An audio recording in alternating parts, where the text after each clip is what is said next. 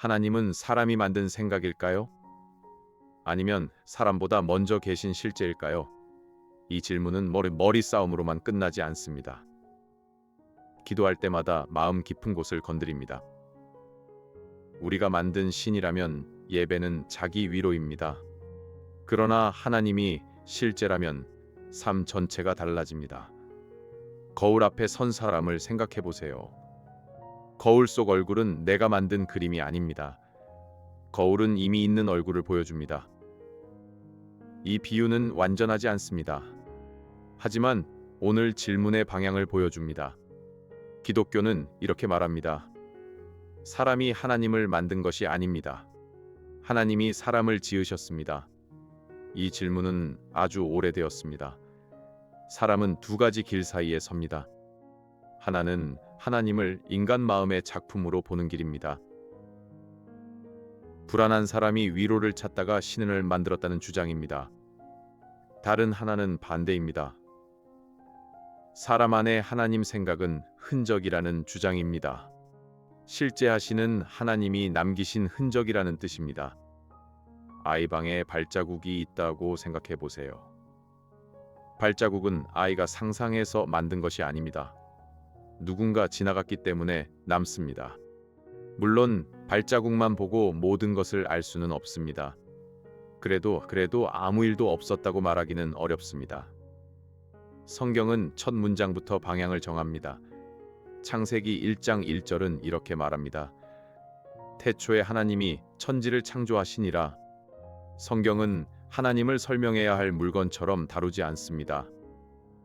성경은 하나님을 모든 설명의 시작으로 둡니다. 사람은 왜 신을 찾을까요? 단지 무지해서 그럴까요? 개혁주의 신학은 더 깊게 봅니다. 사람의 마음에는 하나님을 아는 감각이 있습니다. 칼빈은 이것을 라틴어로 센수스 디비니타테티스라 불렀습니다. 우리말로는 신성에 대한 감각이라는 뜻입니다.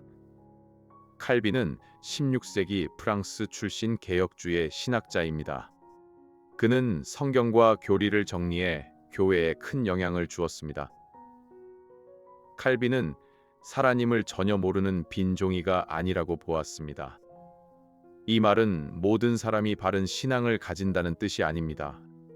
오히려 반대입니다. 사람은 하나님을 알 만한 단서를 받습니다. 그러나 그 단서를 비틀어 봅니다.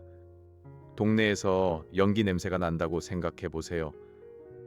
연기 냄새는 불이 있을 가능성을 알려줍니다. 그런데 누군가는 창문을 닫고 모른 척합니다. 냄새가 없어서가 아닙니다. 불편해서 외면하는 것입니다. 로마서 1장 19절에서 사도 바울은 말합니다. 이는 하나님을 알 만한 것이 그들 속에 보임이라. 하나님께서 이를 그들에게 보이셨느니라. 사도 바울은 하나님 지식이 밖에서만 오지 않는다고 말합니다. 하나님을 알 만한 것이 사람 속에도 보인다고 말합니다. 하나님은 마음 안에만 흔적을 두지 않으셨습니다. 하나님은 창조 세계에도 흔적을 두셨습니다. 시편 19편 1절은 이렇게 고백합니다. 하늘이 하나님의 영광을 선포하고 궁창이 그의 손으로 하신 일을 나타내는도다. 시편 기자는 하늘을 보며 감탄만 않습니다. 그 감탄은 예배로 이어집니다. 하늘은 말 없는 설교자처럼 하나님의 영광을 가리킵니다. 일반 계시라는 말이 있습니다. 뜻은 단순합니다. 성경을 펴지 않아도 자연과 양심으로 받는 하나님의 메시지입니다. 일반 계시는 구원의 길을 다 알려주지는 않습니다. 그러나 하나님이 계신다는 사실을 피할 수 없게 합니다. 집에 돌아왔는데 식탁에 밥상이 차려져 있다고 생각해 보세요. 밥그릇이 스스로 정리된 것은 아닙니다. 누군가 쌀을 씻고 반찬을 담고 숟가락을 놓았습니다. 밥상은 만든 사람의 손길을 보여줍니다. 이 비유도 완전하지 않습니다. 그러나 질서가 손길을 가리킨다는 점은 분명합니다. 사도 바울은 로마서 1장 20절에서 말합니다. 창세로부터 그의 보이지 아니하는 것들, 곧 그의 영원하신 능력과 신성이 그가 만드신 만물에 분명히 보여 알려졌나니. 바울은 자연을 하나님 그 자체라고 말하지 않습니다. 자연은 하나님이 아닙니다. 자연은 하나님이 만드신 피조물입니다. 하지만 피조물은 창조주를 가리킵니다. 그림은 아닙니다. 그래도 좋은 그림은 화가의 생각을 보여줍니다. 사람은 옳고 그름을 말합니다. 어린아이도 불공평을 느낍니다. 누가 새치기 하면 마음이 불편합니다. 왜 그럴까요? 단지 사회가 그렇게 약속했기 때문일까요? 사회 약속만으로는 부족합니다. 사회가 악한 약속을 할 때도 있기 때문입니다. 로마서 2장 15절은 이렇게 말합니다.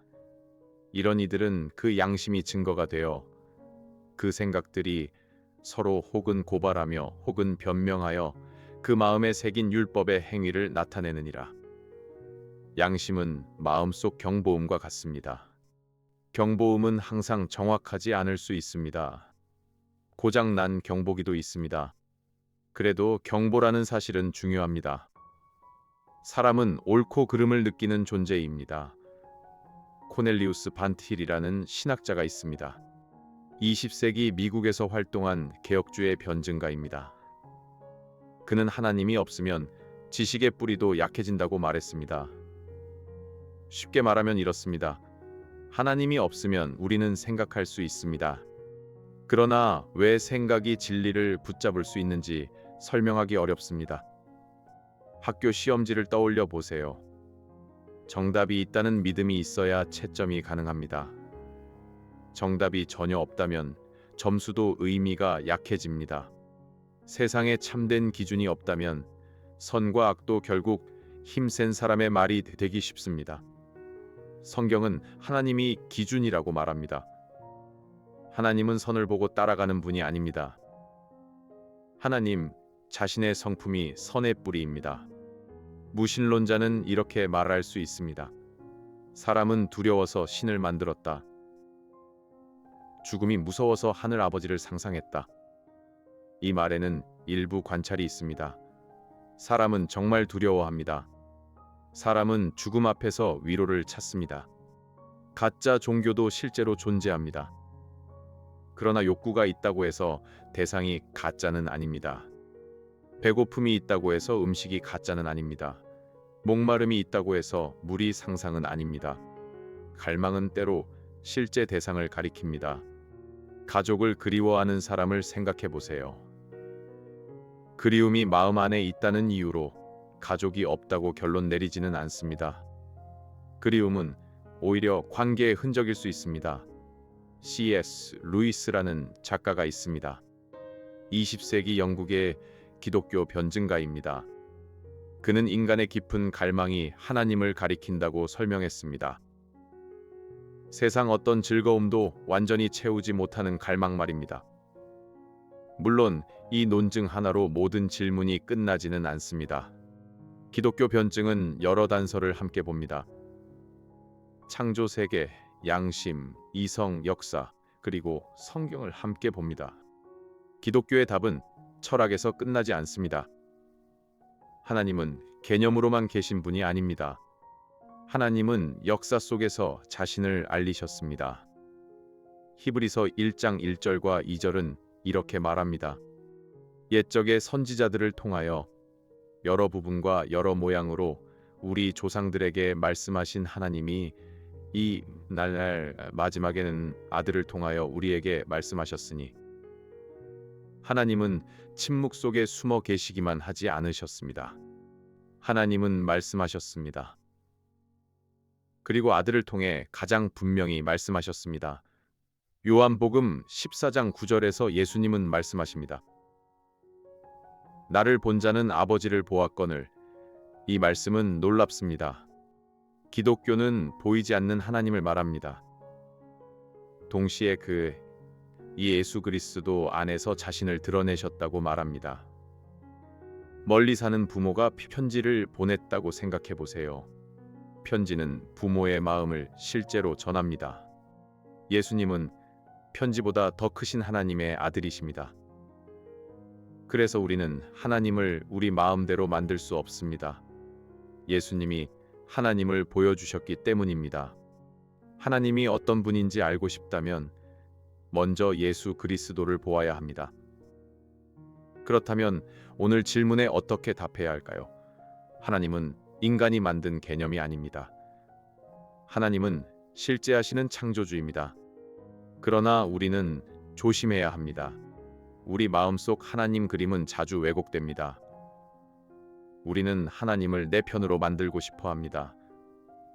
집에서 가족 사진을 오래 들여다본다고 생각해 보세요. 사진은 소중합니다. 하지만 사진을 마음대로 찍고 다시 붙이면 그 사람을 바르게 볼 수 없습니다. 우리 마음속 하나님 그림도 성경 앞에서 고쳐져야 합니다. 오늘 조용히 물어보면 좋겠습니다. 나는 하나님을 알고 싶은 걸까요? 아니면 내게 편한 하나님만 원한 걸까요? 실제하시는 하나님은 우리가 만든 생각보다 크십니다. 그 하나님은 예수 그리스도 안에서 우리를 부르십니다. 이 질문을 함께 붙들고 싶다면 구독과 알림으로 다음 질문도 함께 묵상해 주세요.